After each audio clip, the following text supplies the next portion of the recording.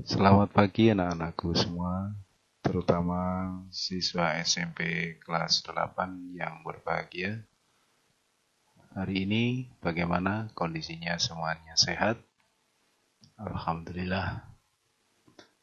Di masa COVID ini memang kita banyak berada di rumah, termasuk dalam pembelajaran ataupun sekolah.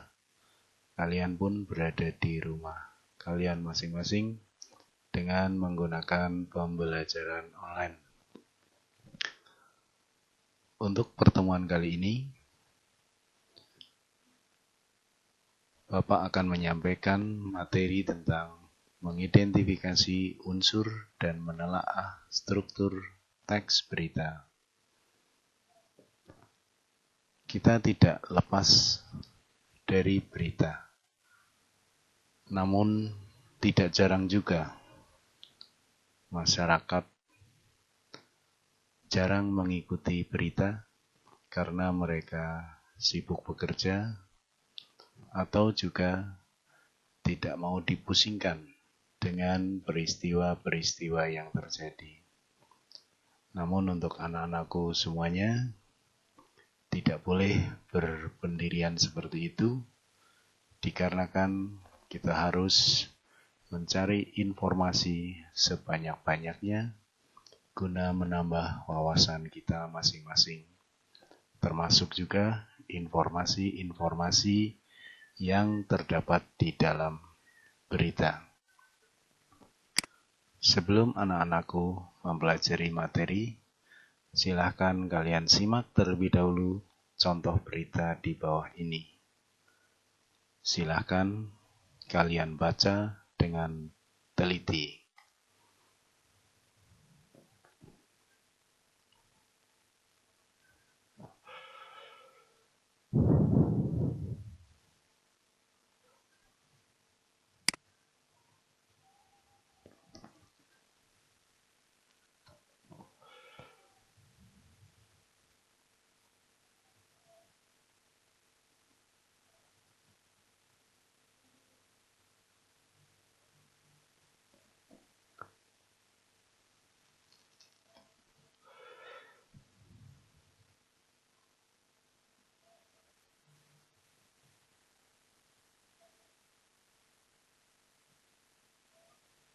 Melalui berita ini, kita diberikan informasi tentang penghapusan ujian nasional atau UN, sehingga kalian tidak lagi akan dipusingkan dengan ujian nasional, namun kalian juga tetap harus mempersiapkan diri belajar sebaik-baiknya, dikarenakan kalian akan mengikuti AKM, yaitu Assessment Kompetensi Minimum, serta survei karakter.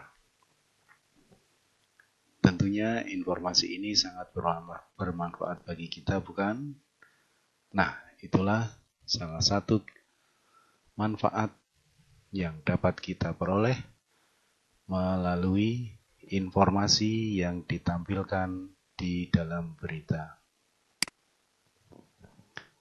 Berdasarkan contoh teks berita yang telah kamu baca, maka pertanyaan selanjutnya yang muncul dalam benak pikiran kita adalah, apa itu teks berita? Ciri-ciri teks berita itu apa saja? Teks berita harus mengandung unsur apa saja? Dan bagaimana struktur teks berita? Pertanyaan-pertanyaan inilah yang menggugah kita adanya rasa ingin tahu tentang teks berita. Kita mulai dengan apa itu berita atau pengertian teks berita. Ada beberapa pengertian yang ditampilkan pada kesempatan kali ini. Yang pertama adalah Teks berita merupakan sebuah narasi berisi laporan mengenai suatu kejadian maupun peristiwa faktual yang tengah atau sudah berlangsung. Karenanya, informasi yang terkandung dalam wacana teks berita haruslah berdasarkan fakta serta jelas sumbernya. Sehingga dari sini, pengertian ini memberikan gambaran kepada kita bahwa teks berita itu adalah sebuah paparan atau penjelasan atau laporan mengenai peristiwa yang terjadi secara faktual. Berarti informasi yang kita sampaikan benar-benar sesuai dengan fakta yang ada. Pengertian yang kedua, teks berita adalah teks yang melaporkan kejadian, peristiwa, atau informasi mengenai sesuatu yang telah atau sedang terjadi. Pada dasarnya, pengertian 1 dan 2 sama, yaitu sama-sama melaporkan kejadian peristiwa atau informasi yang telah atau sedang terjadi. Sehingga pada pengertian yang ketiga, ini sifatnya menegaskan bahwa teks berita adalah teks yang berisi sebuah informasi tentang suatu peristiwa, kejadian, fenomena alam, dan lain sebagainya, serta bersifat publikatif atau memiliki tujuan memberikan informasi kepada pendengar dan pembacanya. Sehingga peristiwa di sini, peristiwa yang disampaikan atau diinformasikan adalah berupa peristiwa-peristiwa atau kejadian-kejadian yang terjadi ataupun berupa peristiwa fenomena alam seperti bencana alam yang pernah kita alami dan disampaikan dengan publikatif, yaitu memberikan informasi kepada pendengar dan pembacanya. Mengapa di sini ada kata pendengar dan pembacanya? Dikarenakan berita itu dapat disampaikan dengan menggunakan beberapa media penyampaian berita. Yang pertama, menggunakan media siaran, yaitu melalui televisi, dan radio. Hanya perlu digarisbawahi sekarang, untuk radio sudah jarang sekali dipakai oleh masyarakat sebagai media untuk penyampaian berita atau mendapatkan informasi dari berita. Hampir untuk radio ini, barang tersebut jarang kita temui di tengah-tengah masyarakat. Dikarenakan sudah terjadi perkembangan ilmu dan pengetahuan yang sangat pesat. Yang kedua, menggunakan media cetak, yaitu berupa koran atau surat kabar, majalah, tabloid, dan sebagainya. Kemudian yang ketiga, menggunakan media internet. Masyarakat saat ini lebih condong untuk membaca berita ataupun mendengarkan berita dengan menggunakan media internet. Dengan menggunakan media internet, maka berita yang ada sangat cepat tersebar. Itulah keunggulan berita menggunakan media internet.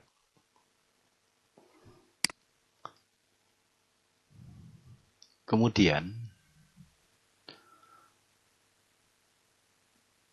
kita sudah mengenal pengertian berita.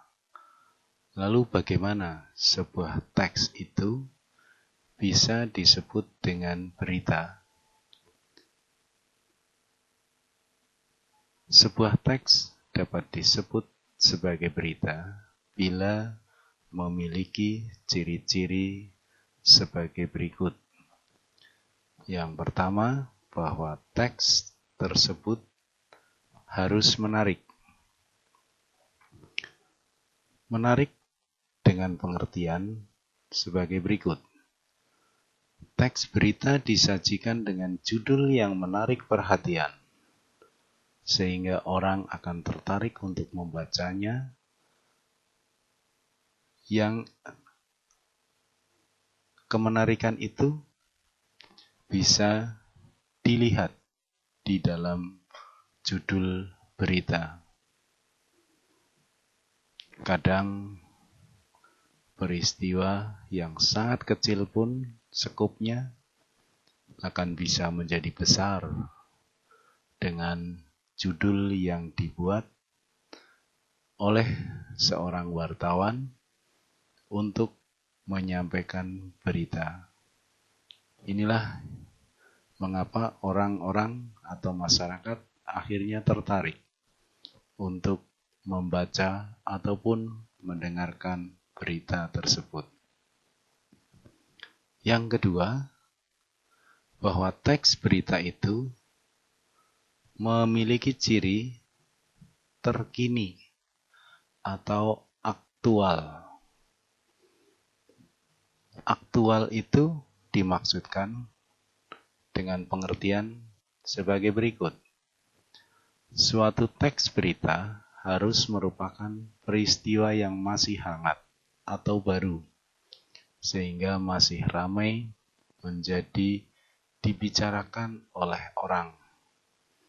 Inilah yang kita sebut dengan pengertian aktual. Sebagai contoh, sebuah berita yang ditampilkan informasi di dalamnya berupa informasi atau peristiwa yang sudah lama terjadi, maka teks berita tersebut tentunya tidak memenuhi ciri yang kedua, yaitu aktual.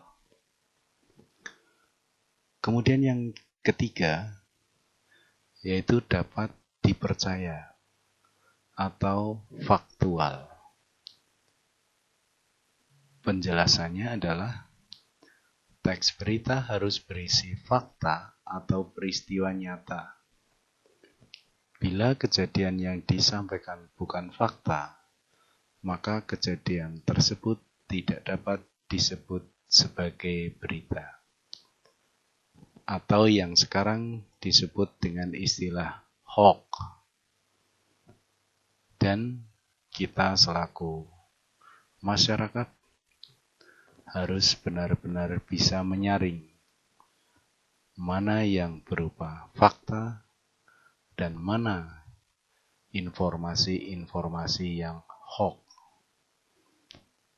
Sehingga kita tidak terjerumus ke dalam berita-berita yang salah.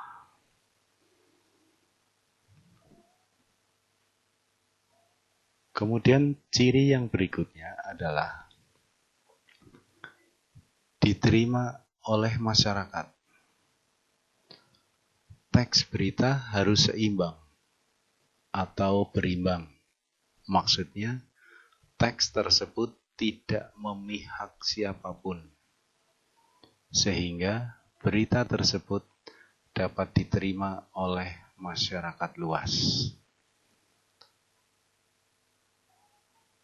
Kemudian yang kelima, ciri yang kelima yaitu jelas. Teks berita disampaikan secara jelas dan mendetail. Mendetail artinya adalah rinci, sehingga pembaca berita mendapat informasi yang menyeluruh, tidak setengah-setengah. Kejelasan ini atau kejelasan informasi yang disampaikan itu akan membantu pemahaman masyarakat menjadi lebih baik lagi, sehingga mereka akan bertindak secara bijak. Yang keenam, yaitu memiliki ciri kalimatnya sederhana. Kalimat dalam teks berita harus sederhana, tidak banyak basa-basi, karena tujuan teks berita adalah untuk menyampaikan informasi atau fakta, bukan karangan fiksi. Dengan menggunakan kalimat yang sederhana, diharapkan pemahaman masyarakat terhadap berita atau informasi yang disampaikan itu pun akan mudah,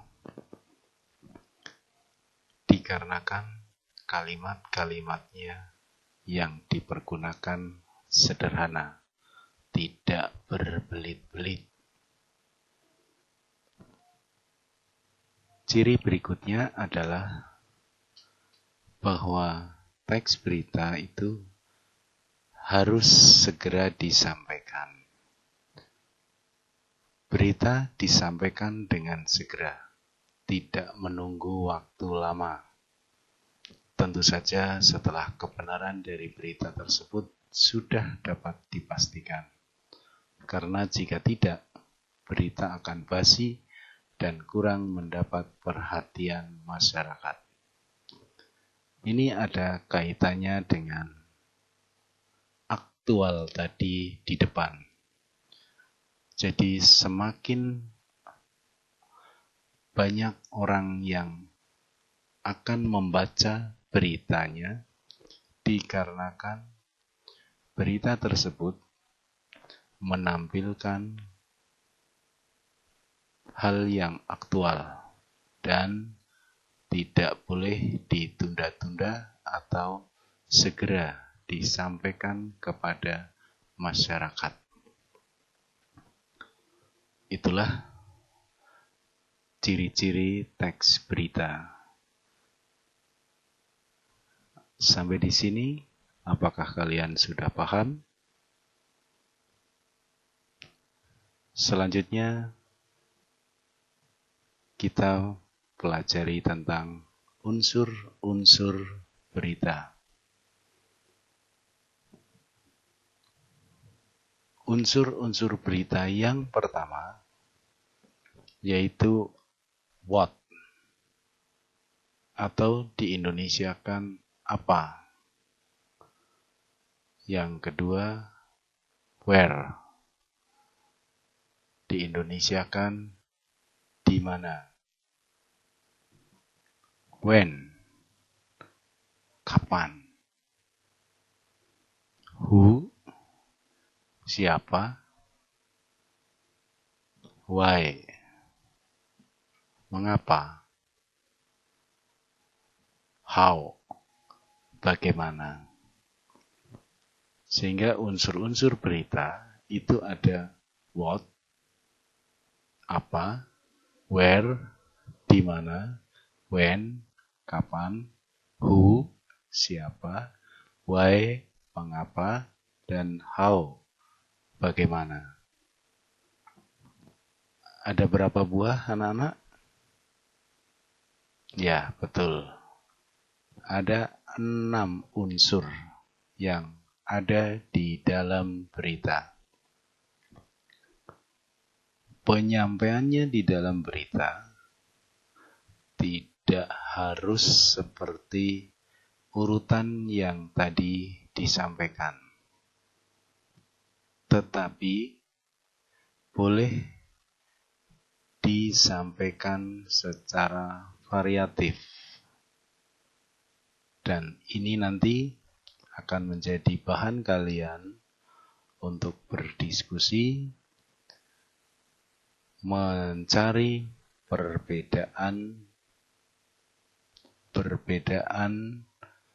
penyajian di dalam berita. Berdasarkan tayangan unsur tersebut,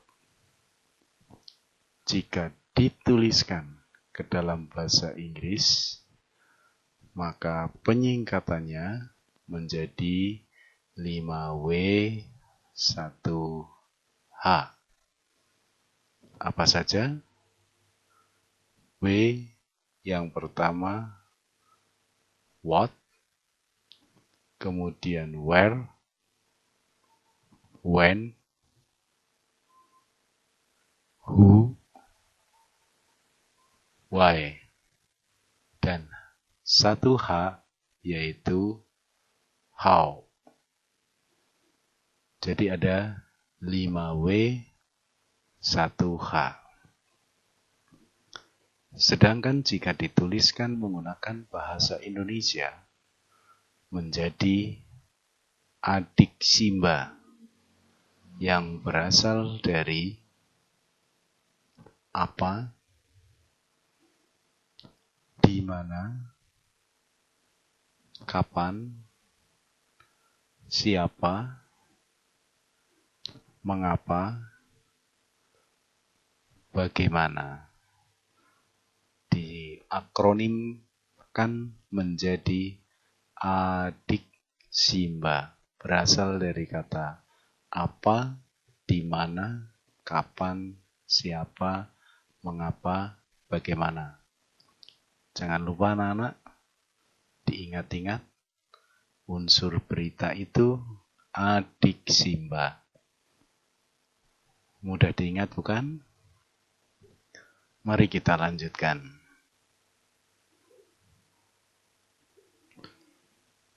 Keenam unsur pokok berita sebagaimana telah disebutkan pada bagian sebelumnya dapat kita pahami dengan cara mengajukan 6 pertanyaan.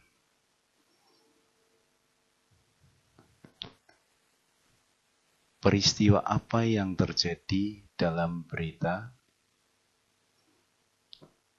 Di mana peristiwa tersebut terjadi? Kapan peristiwa tersebut terjadi?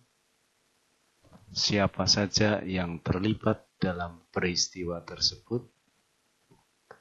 Mengapa peristiwa tersebut terjadi? Bagaimana peristiwa tersebut terjadi? Itulah 6 pertanyaan yang wajib kita selalu ingat saat kita sedang membaca berita ataupun sedang menyaksikan berita. Maka kita akan mencoba mencari jawaban pada saat kita sedang membaca atau sedang menyaksikan berita. Sehingga pertanyaan-pertanyaan ini sebaiknya sudah kita masukkan di dalam benak pikiran kita atau kita hafalkan terlebih dahulu sehingga setiap kali kita mendengarkan berita maka kita sudah paham caranya kita mendapatkan informasi dengan cara menjawab pertanyaan yang berkaitan dengan 5W1H ataupun adik Simba. Dari pertanyaan itu, kemudian kita mencoba mencari jawaban-jawaban yang terdapat di dalam berita,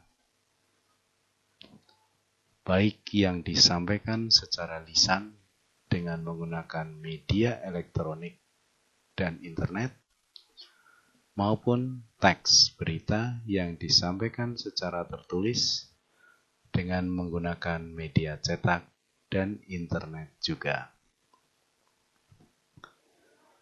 Selanjutnya, jawaban ke-6 pertanyaan tadi yang kita cari dengan menggunakan sumbernya berupa berita, baik berita tertulis maupun berita secara lisan, akan memandu kita dalam menyusun ringkasan dan simpulan berita.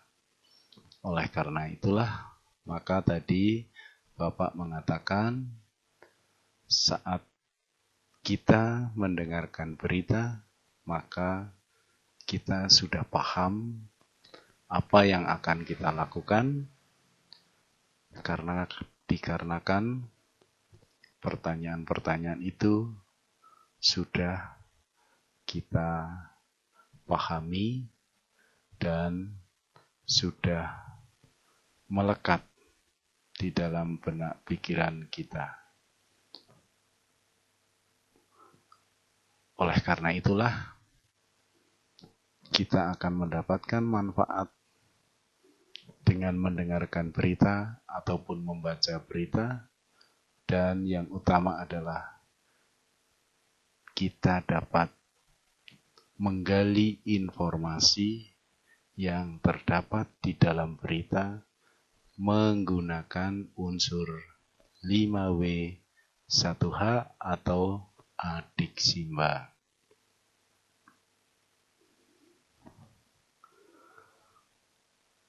Setelah kita mendapatkan jawaban-jawaban dari 6 pertanyaan yang ditampilkan tadi, maka langkah selanjutnya untuk apa?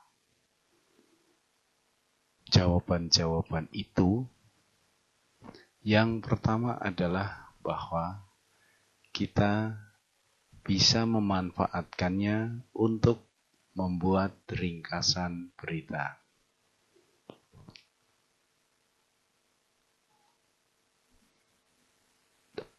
Terdapat pedoman dalam menyusun ringkasan berita, yaitu sebagai berikut.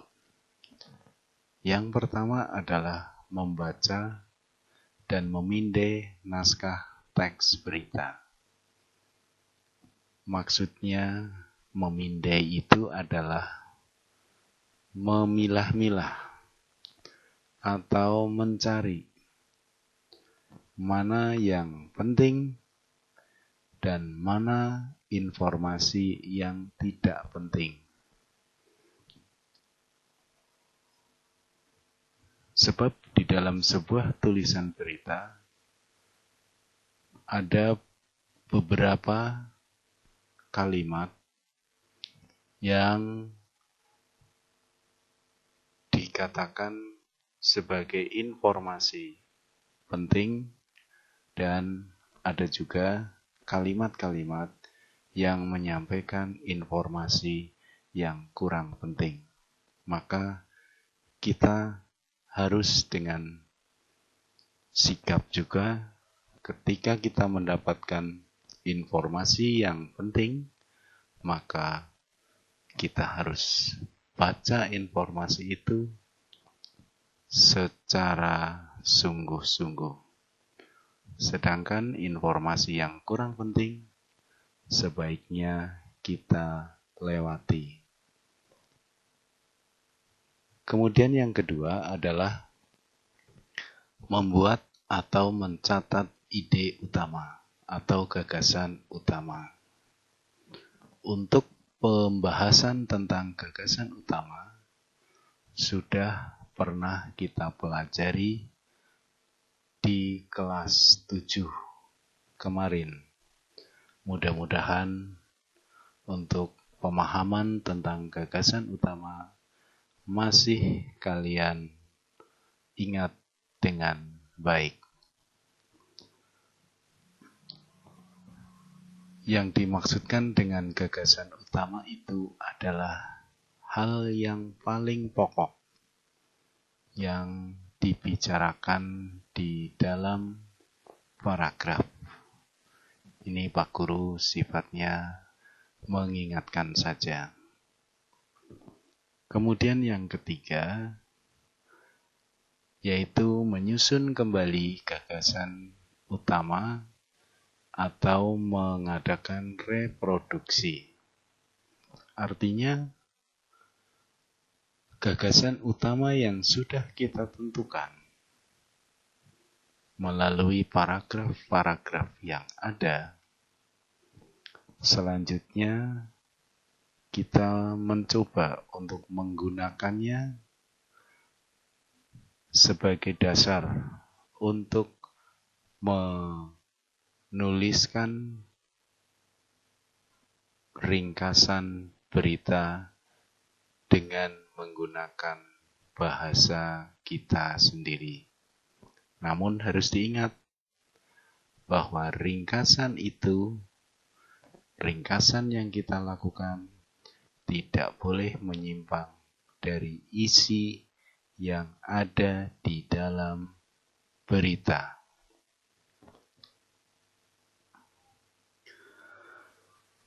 Kemudian yang kedua, manfaat dari keenam pertanyaan atau jawaban dari keenam pertanyaan itu adalah dapat kita pergunakan untuk menyimpulkan isi berita. Kegiatan menyimpulkan isi berita dapat dilakukan setelah kita menjawab pertanyaan-pertanyaan yang berjumlah 6. Tadi seperti yang sudah kita bahas sebelumnya, yaitu pertanyaan itu adalah peristiwa apa yang terjadi, di mana atau lokasi terjadinya peristiwa, kapan waktu terjadinya peristiwa, siapa yang terlibat atau yang mengalami peristiwa, mengapa peristiwa tersebut terjadi, bagaimana peristiwa tersebut terjadi. Ketika kita sudah dapat menemukan jawaban dari keenam pertanyaan ini, atau dari pertanyaan tentang adik Simba, maka jawaban-jawaban itu kita pergunakan sebagai dasar untuk menyimpulkan isi berita. Kesimpulan yang kita buat tidak lepas dari unsur-unsur adik Simba. Sehingga jangan sampai salah pengertian bahwa yang dimaksudkan dengan menyimpulkan isi berita ini bukanlah membuat berita itu menjadi lebih pendek, tetapi yang lebih utama harus kita perhatikan bahwa simpulan yang kita buat harus memuat atau mengandung unsur-unsur adik Simba. Itulah anak-anakku, bahwa berita itu sangatlah penting. Dan kita pun yang sedang belajar tentang berita, haruslah bisa membuat ringkasan berita, dan juga bisa menyimpulkan isi berita. Nah, sampai di sini, apakah anak-anakku sudah semakin paham dengan berita? Semoga saja harapan dari Pak Guru, anak-anakku semuanya semakin paham tentang unsur-unsur berita yang nantinya akan kita pakai untuk mendapatkan informasi tentang berita tersebut dengan membuat ringkasan berita dan menyimpulkan isi berita.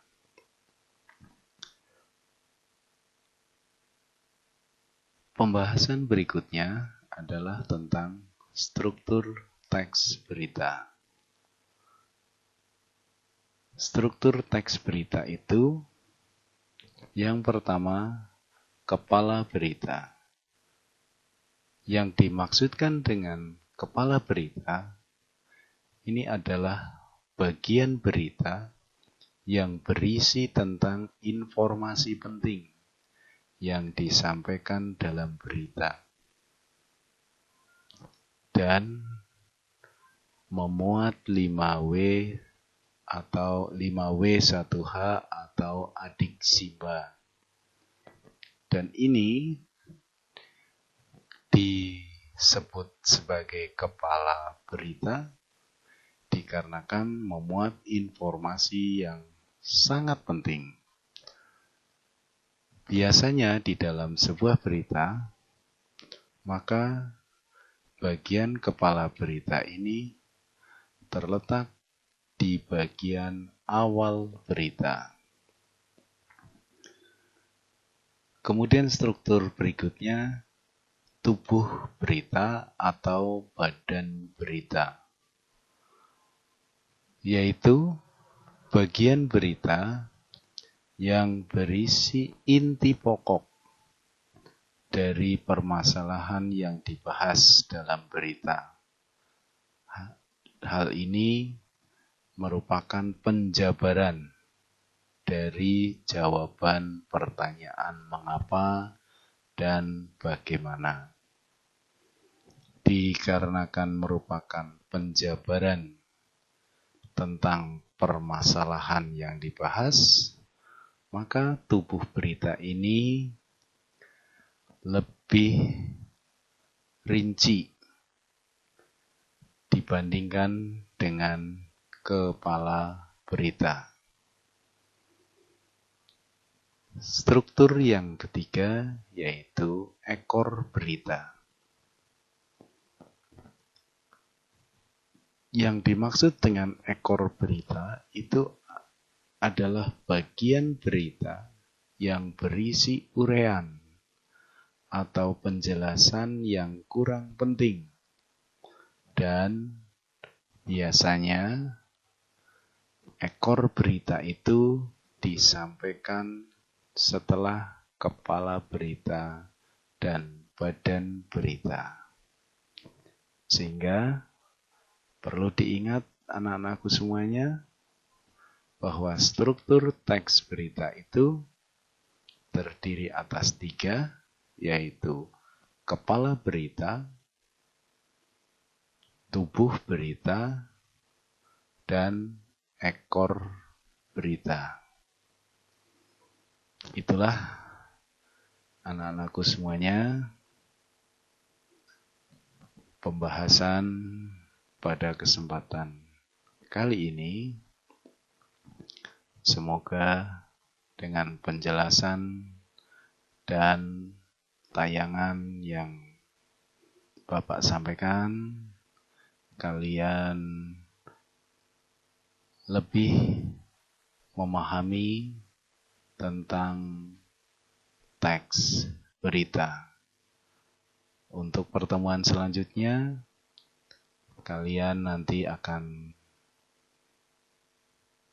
diberi materi dengan menganalisis unsur-unsur kebahasaan dalam teks berita.